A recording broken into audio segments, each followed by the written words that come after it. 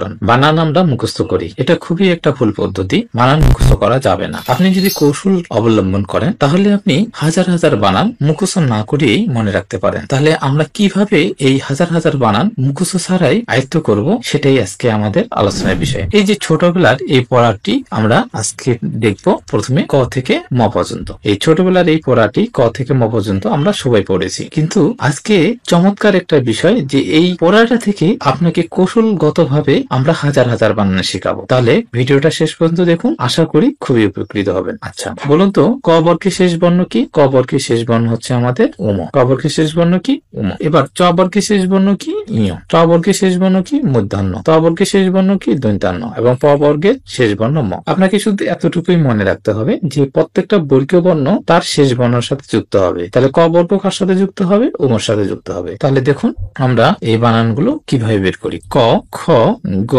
ঘ এর শেষ বর্ণ কি? উম। তার মানে এই ক বর্গগুলো কি? উমর সাথে যুক্ত হবে। দেখুন এই যে অঙ্ক বানান, এটা আমরা অনেক প্রবলেমের মধ্যে পড়ি যে অঙ্ক বানান কোনটা সঠিক, অনুস্বর ক না উময় ক। এখন আমরা যদি লক্ষ্য করি যে ক বর্গ, এই ক বর্গ শেষ বর্ণ কি? অনুস্বর না উম? অবশ্যই উম। তার মানে আমাদের সঠিক হবে উময় ক। এটা ভুল। তাহলে আজকে থেকে আমরা এই বানানটা লিখবো না। এই বানানটা ভুল। কেন ভুল? কারণ ক বর্গের শেষ বর্ণ হচ্ছে আমাদের কি? উম। এই কারণে আমাদের অঙ্ক বানানটা হবে উময় ক। এখন আমি যদি বলি শঙ্খ, এই বানানটা সঠিক না ভুল? তাহলে অবশ্যই আপনি বলবেন যে খ, খ বর্গের শেষ বর্ণ তো অনুস্বর না, তার মানে অবশ্যই এটা ভুল। তার মানে হবে কি? উময় খ।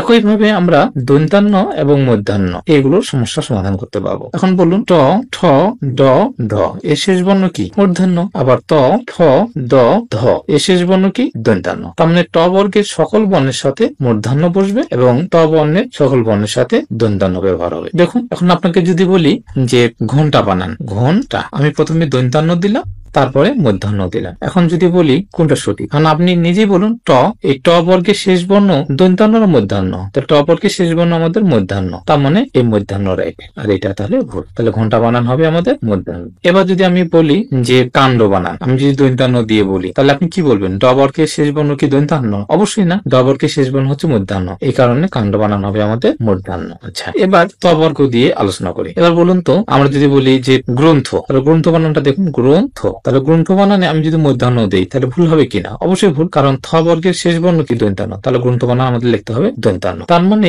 এই যে সহজ একটা কৌশল যে ট বর্গের শেষ বর্ণ মধ্যাহ্ন, অর্থাৎ ট বর্গের সকল বর্ণের সাথে আমরা মধ্যাহ্ন বসাবো। ত বর্গের শেষ বর্ণ দন্তান্ন, আমরা সকল ত বর্গের সাথে দন্তান্ন বসাবো। তাহলে এবার আসুন আমরা কিছু প্রশ্নের সমাধান করে ফেলি। এখন বলুন তো বঙ্কিম, এই যে দেখুন আমরা বঙ্কিম পাচ্ছি। তাহলে বঙ্কিম দেখুন তো, বঙ্কিম এই বানানটা অবশ্যই ভুল না, কারণ দেখেন ক আছে। তাহলে ক বর্গের শেষ বর্ণ কি? ক বর্গের আমরা জানি ক বর্গের ক, খ, গ এবং ঘ এর শেষ বর্ণ হচ্ছে আমাদের উম, তার মানে উম যুক্ত হবে। তাহলে বঙ্কিম বানানটা ভুল। তাহলে আমরা এটা লিখবো আমরা ব উময় কয় রস্যই আর ট ম। তাহলে বঙ্কিম বানানটা অনুসারে জায়গায় আমরা কি ব্যবহার করবো? উম ব্যবহার করবো। একইভাবে শঙ্খ, তাহলে শঙ্খ আমরা কি করবো? অনুসারে জায়গায় আমরা কি লিখবো? অবশ্যই আমরা উময় খ লিখবো। এইভাবে আমরা শৃঙ্খলা, সঙ্গী, সঙ্গে, লঙ্ঘন, তাহলে লঙ্ঘন বানানটা কি? ল, অনুসারে জায়গায় কি লিখবো? উম আর ঘ দন্তান্ন। এইভাবে বঙ্গাব্দ, ব অনুসারে জায়গায় কি লিখবো? উম গয়াকা বয় গ। তাহলে দেখুন শুভাকাঙ্ক্ষী, তাহলে শুভাকাঙ্ক্ষী আমরা কি লিখবো? তাহলে এখানে আমরা উমর লিখবো, উমরের জায়গায় ক্ষয় দীর্ঘে লিখবো। এইভাবে হিতাকাঙ্ক্ষী, তাহলে কি লিখবো? কেন? 1900, তারপর ক্ষয়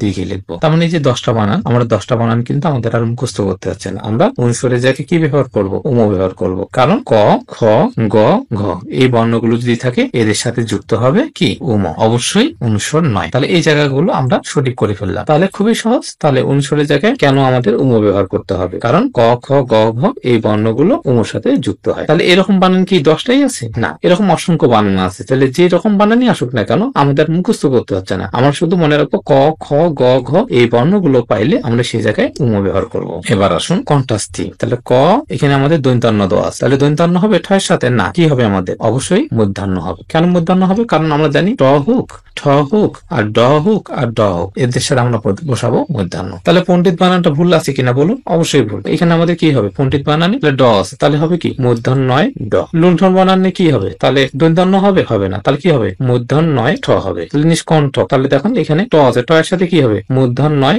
ট হবে। তাহলে এইভাবে আমরা সূত্রমণ্ডিত, ঢুন্ডি, ঘণ্টেশ্বর এই বানানগুলো আমাদের আর ভুল হওয়ার কোনো সুযোগ নেই। আমরা যদি ট, ঠ, ড, ঢ এগুলো পাই তাহলে আমরা মূর্ধন্য ব্যবহার করব। তাহলে আমরা এই টাইপের বানানগুলো আর মুখস্থ করার কোনো প্রয়োজন নেই। আমরা শুধু ট, ঠ, ড, ঢ দেখলে আমরা সেখানে মূর্ধন্য ব্যবহার করব। আর যদি আমরা ত, থ, দ, ধ দেখি তাহলে আমরা দন্তান্ন ব্যবহার করব। যেমন কি, যেমন চন্দ্র, চন্দ্র কি দ আছে, তাহলে দ হচ্ছে দন্তান্ন, ঠিক না? সন্ধ্যা, তাহলে কি ধ আছে, ধ হলে কি দন্তান্ন, ঠিক আছে না? তারপর যদি আমরা লিখি অন্তর, অন্তর কি ত আছে, ত হলে কি দন্তান্ন। তাহলে আমরা খুব সহজে দন্তান্ন এবং মূর্ধন্য নিয়ে সমস্যার সমাধান করতে পারলাম। আচ্ছা, এবার দেখুন এসএসসি পরীক্ষায় বোর্ডে আসা কিছু প্রশ্নের আমরা সমাধান করি। দেখুন 1 নম্বর আছে আমাদের কি, 1 নম্বর আছে আমাদের কলঙ্কিত। তাহলে আমরা কি করব, ক, তারপর ল, অনুসরের জায়গায় আমরা কি উম ব্যবহার করব, আর ক এর অশ্বই আর কি কলঙ্কিত হয়ে গেল। এবার 2 নম্বর দেখুন আকাঙ্ক্ষা। এই আকাঙ্ক্ষা বানানটা কতবার আসছে দেখুন, ঢাকা বোর্ডে আসে, চট্টগ্রাম বোর্ডে আসে, এমন কোন বোর্ড নাই যে আকাঙ্ক্ষা বানানটা আসেনি। এই বানানটা আসে কেন বেশি বেশি, একটু লক্ষ্য করুন কেন আসে, আমি একটু ব্যাখ্যা দিই। দেখুন আকাঙ্ক্ষা, এই আকাঙ্ক্ষা বানানে 2 জায়গায় আমাদের ঠিক করতে হয়। কিভাবে দেখুন, আ কা, আমরা জানি অনুসরের জায়গায় কি হবে ওম ব্যবহার হবে, কিন্তু এই খটা চেঞ্জ হয়ে আবার এই যুতক্ষ হবে। কারণ প্রশ্ন হতে পারে কেন এই খটা চেঞ্জ হয়ে যুতক্ষ আমরা ব্যবহার করলাম। বুঝতে পেরেছি যে অনুসর উম হবে, এটা আমরা বুঝতে পেরেছি যে অনুসরের জায়গায় উম হবে, কিন্তু এই খটা কেন যুতক্ষ হলো দেখুন একটা আমি ব্যাখ্যা দিয়ে দিই। ব্যাখ্যা যেমন খিদে, খিদে আর ক্ষুধা, খিদে আর ক্ষুধা। দেখুন খিদে বানানে আমরা এই খ ব্যবহার করেছি, কিন্তু ক্ষুধা বানানে এই খ ব্যবহার করেছি, যুতক্ষ ব্যবহার করেছি। কারণটা কি? কারণ হচ্ছে এই চলিত রীতিতে আমরা এই খ ব্যবহার করব, কিন্তু সাধু রীতিতে আমরা কি যুতক্ষ ব্যবহার করব। তার মানে এই আকাঙ্ক্ষা বানানটা একটা হচ্ছে কি সাধু রীতি শব্দ বা তৎসম শব্দ। এই সাধু রীতি শব্দ হওয়ার কারণে এখানে আমরা এই খ না বসিয়ে আমরা এই খ ব্যবহার করব। তাহলে বুঝতে পেরেছেন? তাহলে এখন আমরা বুঝতে পেরেছি আকাঙ্ক্ষা বানানে এই যুতক্ষ কেন ব্যবহার হবে, কারণ এটা একটা হচ্ছে কি সাধু ভাষার শব্দ বা তৎসম শব্দ। তাহলে তৎসম শব্দে আমাদের যুতক্ষ ব্যবহার হয়, আর চলিত রীতিতে আমাদের এই খ ব্যবহার হয়। এই কারণে আকাঙ্ক্ষা বানানে আমাদের 2 জায়গায় চেঞ্জ করতে হবে, অনুসরের জায়গায় আমাদের উম হবে এবং এই খ এর জায়গায় আমাদের কি যুতক্ষ হবে। তাহলে আমরা এসএসসি বোর্ডের প্রশ্ন সমাধান করলাম। একইভাবে আমরা বিশ্ববিদ্যালয় এবং চাকরির প্রশ্ন সমাধান করতে পারি। তার মানে আপনার যদি প্রস্তুতির বেসিক মজবুত হয় তাহলে ইন্টারমিডিয়েট বলুন আর কি বিসিএস বলুন আর বিশ্ববিদ্যালয় বলুন সব ধরনের প্রশ্ন আপনি সমাধান করতে পারবেন। এই যে দেখুন আমরা আসি, যেমন শুদ্ধ বানান কোনটি, তাহলে বলুন তো কিনাঙ্ক, কিনাঙ্ক বানানে কি আছে অনুসর আছে, তাহলে ক বর্গের শেষ বর্ণ কি অনুসর না উম, তাহলে উম, তাহলে কিনাঙ্ক বানানটা অবশ্যই উম্ময় ক হবে, এটা রাইট। আবার দেখুন বন্টন, কোন বানানটি শুদ্ধ, তাহলে বন্টন বানানটা অবশ্যই ভুল, কেন? কারণ এখানে ট আছে, ট এর শেষ বর্ণ কি মূর্ধন্য, তার এখানে মূর্ধন্য হবে, তাহলে এটা ভুল। তাহলে লুণ্ঠন, এটা রাইট, কারণ ঠ বর্ণের শেষ বর্ণ কি মূর্ধন্য, তাহলে মূর্ধন্যই দেওয়া আছে। কণ্ঠন, তাহলে এটা ভুল, কারণ ট বর্গের শেষ বর্ণ কি মূর্ধন্য, তার মানে এটা ভুল। মন্ড, তাহলে ড বর্গের শেষ বর্ণ কি মূর্ধন্য, তাহলে এটাও ভুল। তাহলে দেখুন শুদ্ধ বানান কোনটি, গন্ডুস, তাহলে গন্ডুস বানান দেখেন তাহলে কি ড আছে, ড বর্গের শেষ বর্ণ কি মূর্ধন্য, তার মূর্ধন্য হবে, তাহলে মূর্ধন্য এখানেও আছে এখানেও আছে, তাহলে এটা ভুল কেন? কারণ তৎসম শব্দে মূর্ধন্য হয়, তাহলে এটা রাইট। তাহলে গন্ডুস শব্দটা একটা তৎসম শব্দ, যেমন এর আগে আমরা শিখলাম যে তৎসম শব্দে কি হয় যুতক্ষ ব্যবহার হয়, ঠিক তেমনি তৎসম শব্দে আমাদের কি মূর্ধন্য ব্যবহার হয়। তাহলে গন্ডুস বানান এটা রাইট, তাহলে মূর্ধন্য এটা হবে, মূর্ধন্য হবে। তাহলে এইভাবে চমৎকার কৌশল ভাবে আমরা বাংলার অনেক প্রশ্নের